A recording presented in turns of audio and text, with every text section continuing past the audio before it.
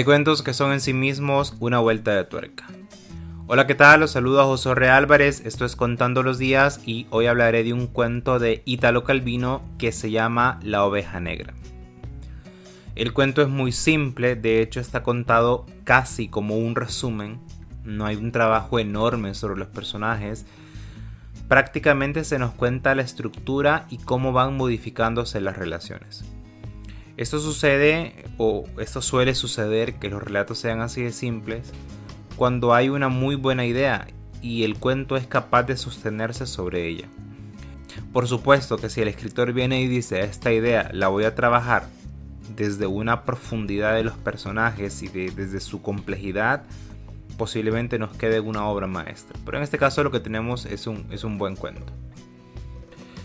Muy bien, en la historia Calvino nos cuenta sobre un pueblo donde todos eran ladrones.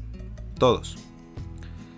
Todas las noches las personas salen a robarse entre sí y durante el día hay negocios, pero todos son estafas. Esto, que es una locura, obviamente, genera una especie de equilibrio en el pueblo, porque como todos se roban los unos a los otros, hay una normalidad en el intercambio. El problema es que un día llega una persona honesta que no quiere robar. No quiere, dice que no lo hará.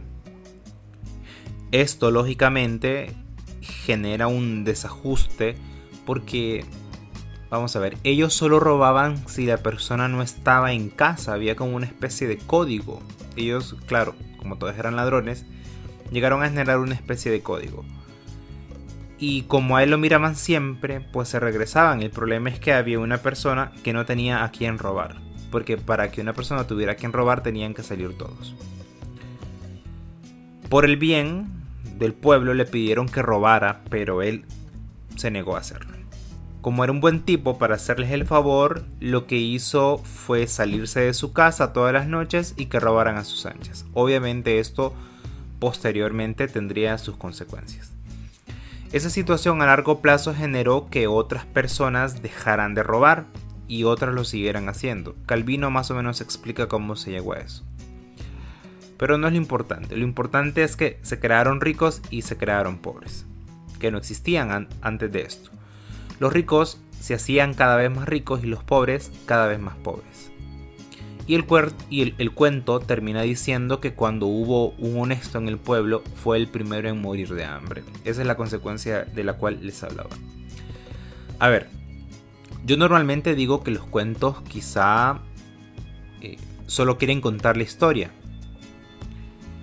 Pero aquí Calvino creo que sí nos quería contar algo más. Nos quería contar que los honestos en una sociedad de ladrones no sobreviven. Que quien se niega a ser como el resto no tiene lugar en la sociedad. Quien se niega, por ejemplo, a la salamería, que es para mí una forma de robo, porque le quita a alguien una oportunidad, pues no tiene lugar en un trabajo, en una sociedad en específico. Esa persona no sobrevive al ecosistema. Claro, en un ecosistema de bestias solamente sobreviven las bestias. No hay lugar para nadie más. También es gracioso cómo nos propone esta especie de modelo económico. Creo que llega al punto donde esto ya no puede considerarse robo, sino que es una especie de gratuidad, en la que simplemente hay intercambio. Esto de la gratuidad yo ya lo había escuchado. Sociedades donde no existe el dinero, sino que existe solamente el intercambio de bienes y servicios sin moneda de por medio. Por ejemplo, que los profes den clase gratis, porque el agricultor le va a dar comida gratis, porque este a su vez, quien lo transportó, lo trajo de gratis. Y así, la persona que lo transportó recibió la gasolina gratis porque esta se importó gratis. Y lo que hay es un intercambio de bienes y servicios.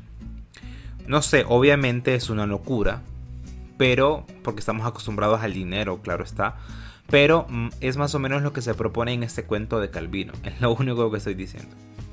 También puede tener una lectura desde la ruptura de los ecosistemas, que son tan frágiles. Vean, aquí viene una oveja negra que no quiere robar y gracias a eso se generan, o sea, en primer lugar muere ella, esta persona, y luego genera un problema. Que el problema no es que existan ricos y pobres, el problema es que la brecha no deja de ampliarse. Y cuando esa brecha no deja de ampliarse es cuando comienza a aparecer la injusticia. Yo creo que no habría problema, o mejor dicho, no hay problema. El problema no es la existencia de ricos, eso es claro. El problema es que hay personas en el mundo que no tienen garantía de sus derechos humanos. Eso es el verdadero problema. Y eso es lo que genera injusticias. Para mí la justicia, la injusticia está siempre ligada a los derechos humanos. Bueno, se puede seguir hablando de esto, pero el formato que he elegido para este tipo de espacios no me lo permite, me dice hasta aquí. Así que este es el relato, búsquenlo, leanlo, júzguenlo. Es corto y sencillo, me parece una gran idea la verdad. Y nos escuchamos mañana. Chao.